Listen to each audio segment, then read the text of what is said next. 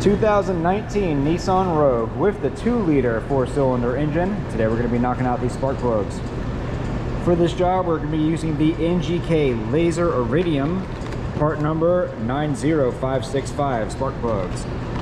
Let's get to it. And I'm also going to be replacing the air filter. We're going to be using the ProLader 1 Alpha 28177 air filter. Alright, the first thing we're going to want to do for the air filter, there's normally a pop tab that goes right here, but ours is missing, so you'll probably need to get a flathead screwdriver and just wiggle that out. After that's out, you can just pull up right here on top of the battery cover and lift this whole piece of plastic out of the way. Next, go ahead and do our clips for our air filter, and it comes right out. The gasket is at an angle. You want the part that's sticking out to go in, so you're going to insert it just like this.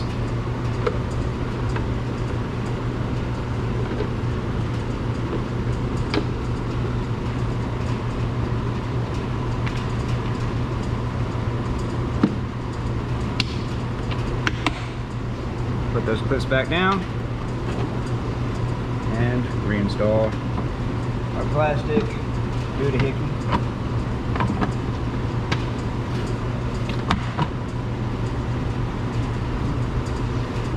And I know most people, after looking at this vehicle, would think, oh no, I have to remove the whole intake manifold to do this job. Actually, because it's a Nissan, they're pretty well engineered. But you will still need to remove this upper intake box. I call these a bellow. So this one actually has where the PCV valve will connect to it. That's your positive crankcase ventilation valve. And this circulates pressurized air from the engine back into the intake. This is actually one of your #1 reasons why you'll have oil around your throttle body, but that's not for this video. But I call these bellows because this big box basically takes in air from the intake and it helps quiet down the engine. So if you were to switch over to an aftermarket performance intake, this would obviously be removed and you would just have a straight metal intake tubing for that. But anyway, we're not talking about that right now. We're talking about doing these spark plugs. First thing you need to do, get yourself a pair of pliers. And we're going to remove this hose right here. There we go. And then you just pull up on these pop tabs, and there is one more hose that connects actually to the intake pipe, but you can just get this one off with your hand.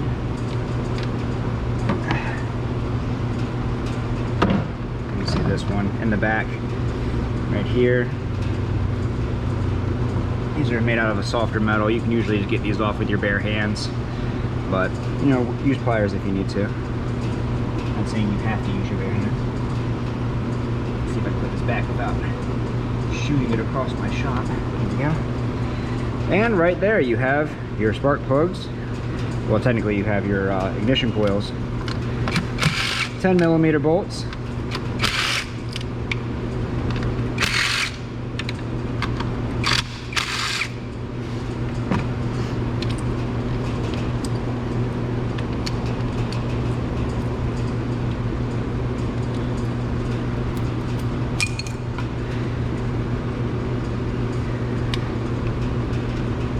See if I can get these out without disconnecting them, but looks like that's not going to happen. So I'm just going to pop these up a little bit, and then I'll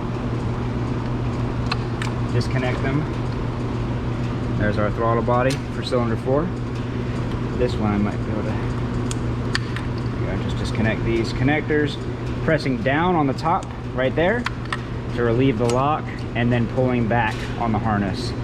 Gently, of course. Do not force anything.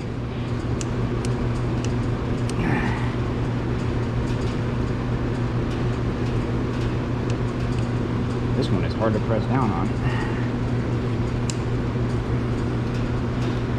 There we go. I have to use my strong arm for that. I'm just going to give these a wiggle. Pull up on them. No, don't go sideways. Come on. Acting up.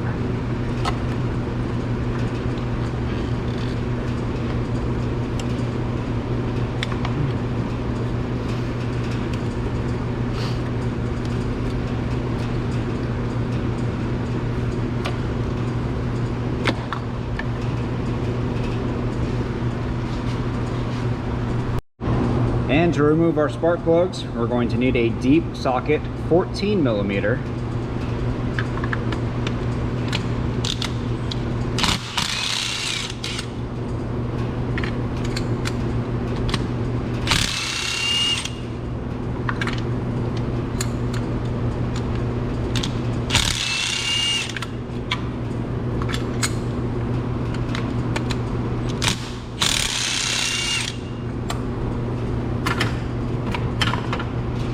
And we can chase that with our magnet down here and pull out our old spark plugs. These are in pretty good shape. You can tell the condition of the engine by the spark plugs. These are very clean. This engine is in very good shape. And based off of the burnt rings on the top right here of the porcelain, we can tell that these spark plugs have been worn in here. But the condition of the inside of the engine is basically perfect. This engine is in great shape. Spark plugs are worn. This is in for its 100,000 mile tune-up, and that's exactly what we're gonna do. And we've got our spark plugs getting ready to go in. These are pre-staged from the factory to the correct gap between your igniter. So if you want to double check it, go for it. Me personally, I'd rather not stick something in here and mess with the measurement that's already preset. When installing these though, you're going to put them into the spark plug valley, grab it like this, press it up against the valley wall, and guide it down with your index finger. Because if you just drop these in the spark plug valley and this gap gets closed because it hits the bottom, you could end up having a misfire right off the bat. And you obviously don't want that. So take your time, guide it down as deep as you can. I actually put that one right down there on the bottom. I felt it hit the bottom, so it's not that deep of a hole except for right in here. It's gonna get difficult. Still sticking to the same plan though.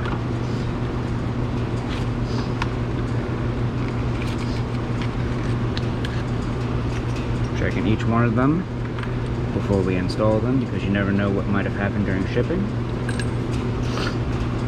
I dropped that one a little bit, but that's okay. At least giving them a better chance than they would have had.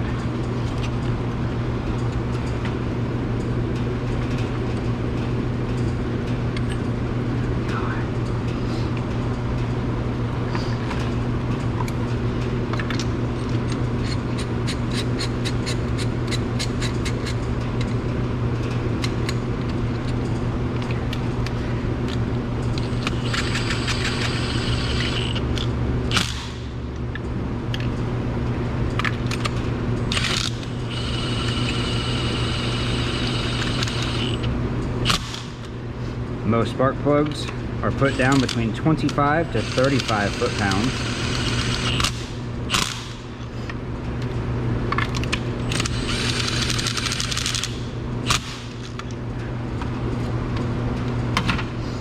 If you want the exact torque specs for anything done on this job, you'll have to look them up yourselves. I don't want that liability.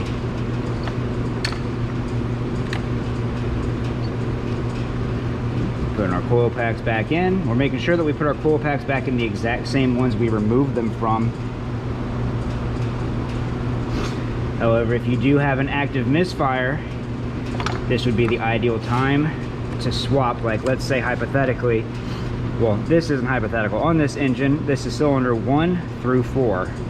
So 1, 2, 3, 4. Let's say you have a misfire on cylinder 1. You can switch the coil pack between cylinder 1 and cylinder 2, and if the spark plugs don't take care of your issue and you're driving down the road and your check engine light starts flashing again, letting you know you have a misfire, and you scan the code again and the misfire moved from cylinder 1 to cylinder 2, you know your coil pack is your issue, and you can just take this off again and replace that coil pack.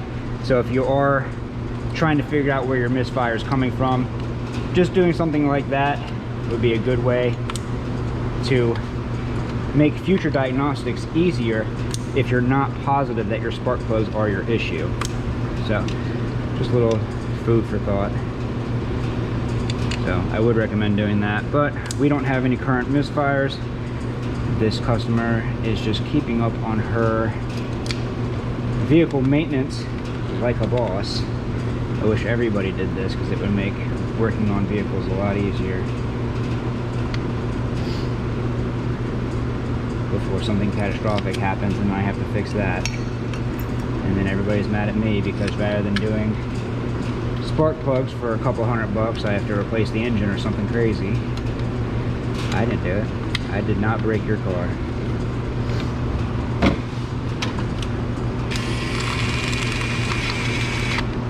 Go ahead and put these down. Don't need to put them down hard or nothing.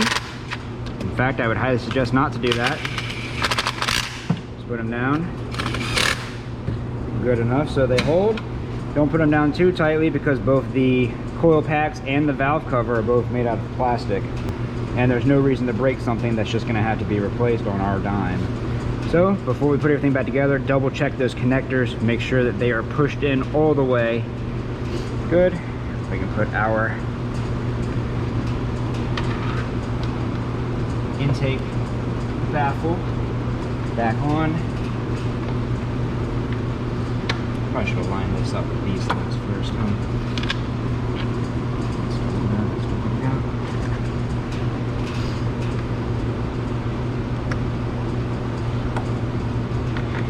Give me my pliers. Turd. There you go. And that's pretty much all there is to it. If you'd like to see another video on one of these Nissans, go ahead and check that video out next. Made that one just for you. But other than that, if this video helped you out, leave a like. Don't forget to subscribe. See y'all next time.